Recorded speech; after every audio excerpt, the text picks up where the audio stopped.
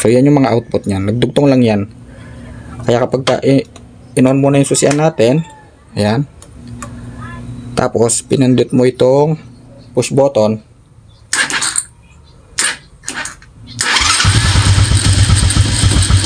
Ayan. So hello mga boss, magandang araw sa inyo at welcome back again na naman sa ating channel at sa panibagong video tutorial na naman. Bali ngayong araw nga pala, so nandito yung ating motor star. And kung maaalala nyo dun sa mga nakarang tutorial natin, ginagawa natin siya ng or ini-installan natin siya ng Domino Honeywell switch step by step. So ito siya. And nakagawa na tayo ng isang video which is yung pag-install ng busina, no?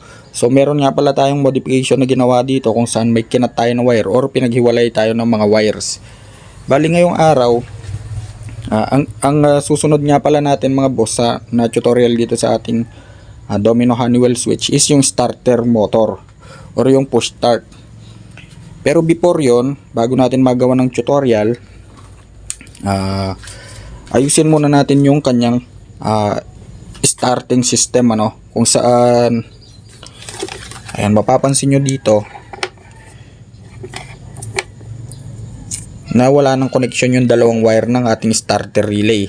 So para ma-check natin mga boss kung gumagana pa yung ating starter motor at master relay, so ang gagawin natin, unang-una dapat meron tayong battery. Yon. So may bago tayong battery dyan, and then ang next natin gagawin, yan, so kunin lang natin yung ating starter relay. So magkaiba kasi yung starter relay mga boss sa starter motor. So yung starter motor natin, ayun yung nandun sa may, ito, yan yung ating starter motor, yan, ayun yung nandun sa may makina mismo yung naka-attach. So may chain yan, may kadena yan, at konektado yan sa crankshaft ng ating motor. And then para malaman natin kung gumagana pa ba yan, so syempre dapat may battery tayo. And hanapin natin itong starter relay. So itong starter relay mga boss, konektado yung switch natin dyan, yung push start. So para saan nga ba to? Ito kasing relay, from the word itself, relay. So siya yung nagre-relay ng power para hindi agad malobat yung ating battery. Kasi nga, ang kinakailangan ng starter motor natin is napakaraming voltahe para mapa-start yung ating motor. Okay, so sa loob naman nito may mga windings yan, may mga wire na paikot. So napakarami niyan. Okay, so check na natin siya. So ang gagawin nyo lang, ipagdikit nyo yung dalawang terminal. So kahit anong bakal, pwede naman yan. So huwag kayong matakot sa ground, ano, kasi hindi naman nakaka-ground yan. Ayun. Okay, so kung narinig nyo mga boss, nag-start na yung ating motor. So konektado pa naman yung chain nya, walang putol. Narinig nyo nag-crank yung makina. Bali ang gagawin natin, palitan agad natin to. So baklasin na agad natin to. At isa rin pala to sa mga dahilan mga boss or posibilidad na sira or kadalasang sira sa ating mga starter motor, ano, itong starter relay, lalo na kapag nababasa at nawawala ng connection yung mga wires nya. Yan, so katulad nito, meron na siyang electrical tape. So ibig sabihin, pinagdugtungan na siya. Ayun, oh. At bumili na nga pala tayo ng bago dito. Okay, so install na natin to. Starter relay universal pang 110cc.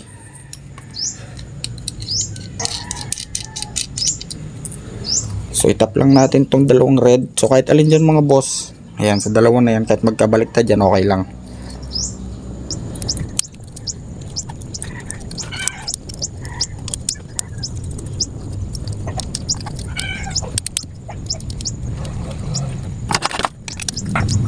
Okay, ayan. So nakabit na natin mga boss. Takpan lang natin siya para hindi sila magkadikitan sa loob.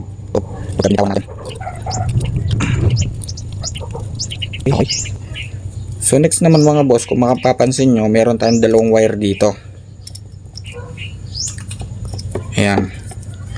So bali ang connection nito isang ground at saka isang positive. So yung ground kahit saan lang natin itap yan, pwedeng sa chassis ng motor or sa mga wirings. And then itong positive na to, yan na yung tatakbo sa may push start natin, sa may switch. Ngayon, so bali ang connection niyan is nandito sa baba. Ayan, so bali ang pinaka connection niya ay ito. So katulad niya ng kulay dilaw na may stripes na pula. So same lang din dito. So sa harness na nanggaling to, ayun oh. So bali ang gagawin natin, kuha tayo ng pangputol. Sukat na natin to. Talupan natin ng konti.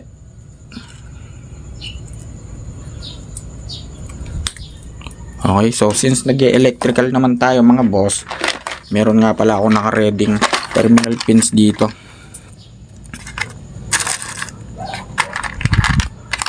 So hanap tayo ng dalawa. Ayan, so ito asawa nitong stock ng ating nabili. Siyempre hanap tayo ng pins. Ayun. Yan, so ito yung ilalagay natin mga boss. So ilagay ko lang saglit to.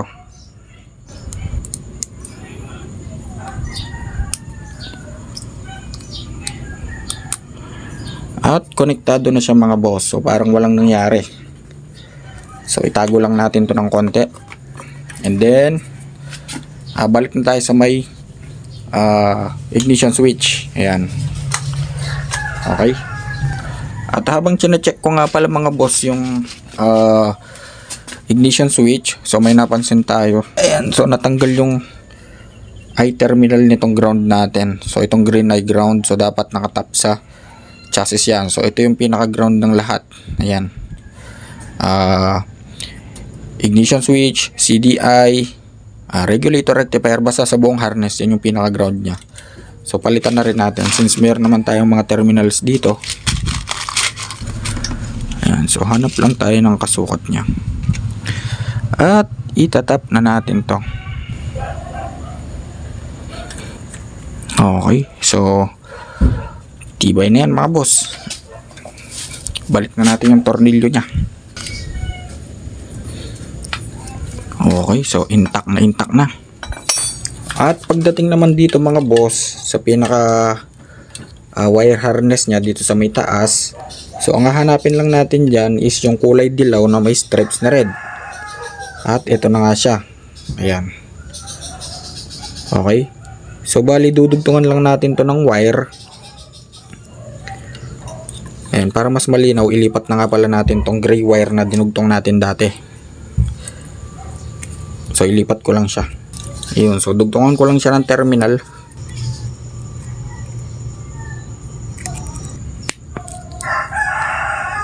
Yan. At yan yung idudugtong natin dito sa may block, which is dito sa may accessory wire. So kapag hinanap natin yung accessory wire, ito siya mga boss, itong pure black. So galing na to sa battery. Kaya kapag kainon natin yung ignition switch, ayan, masusupplyan din siya. So kukunin na natin. Okay. Ayan. And then hanapin naman natin yung itong orange. So ito katabi niya mga boss. Ayun. So dyan napapasok yung switch ngayon. At para hindi na lang tayo malito mga boss, so meron pa naman siyang kakulay. So ito na, dugtungan na natin to ng switch.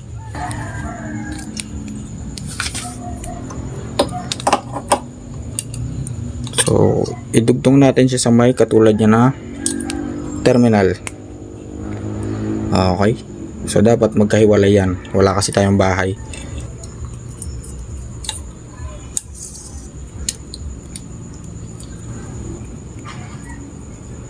Okay. So itong kulay gray mga boss, yan yung itatap natin dito sa may black. So kadugtong lang yan ng accessory wire ng susian natin.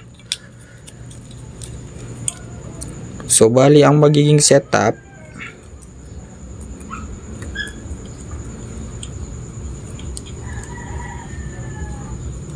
yan.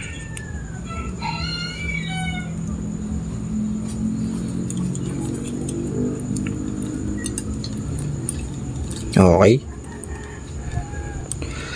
Ayan, so bali ang magiging setup mga boss, pagdating dito sa head na, sa may head na ng mga motor, sa may headlight, so dito na nakakonect lahat yan.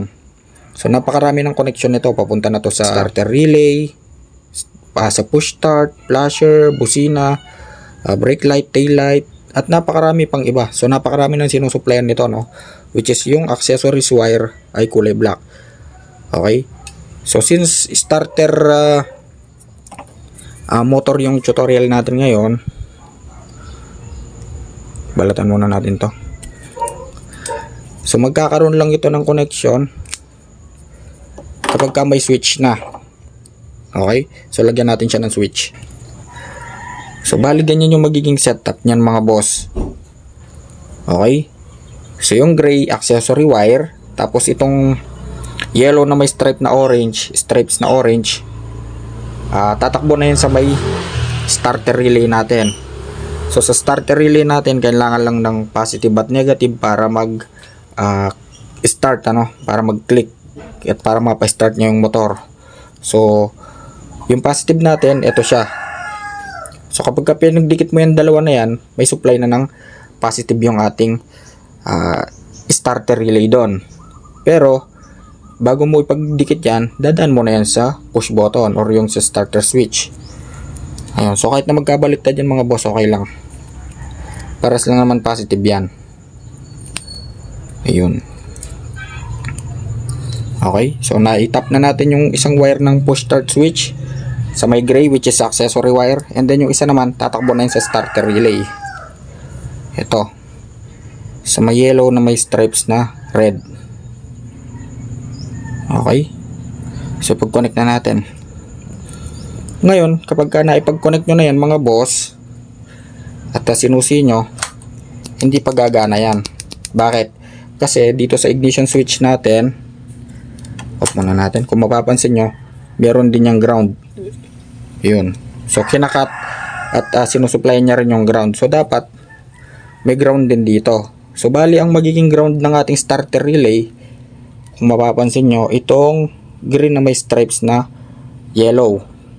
So dapat masusupplyan din yan ng ground. So dudugtungan natin yan ng wire. Hanap tayo ng wire. Okay, so ito na. Gumawa lang tayo ng DIY dito, no. Ngayon, pag sinundan mo yan mga boss, yung harness na yan, meron din pure green yan. Ayun, no. So pure green, tapos yung isa green na may stripes na yellow. So yan yung ground. Kaya kapag ka nakasalpak dyan yung headlight harness natin, yung maraming wire dito sa bandang headlight, so magkakaroon dapat din ng supply ng ground dyan. So bali ang mangyayari, dudugtungan natin siya ng ground. So yung pinakagitna nito, yan yung ground. And then kukonect natin dito sa may kabilang wire, which is kumbaga pagdudugtungin lang natin tong dalawa na to. Ayan, so yan yung mga output niyan, nagdugtong lang yan. Kaya kapag in-on mo na yung susian natin, ayan, tapos pinindot mo itong push button,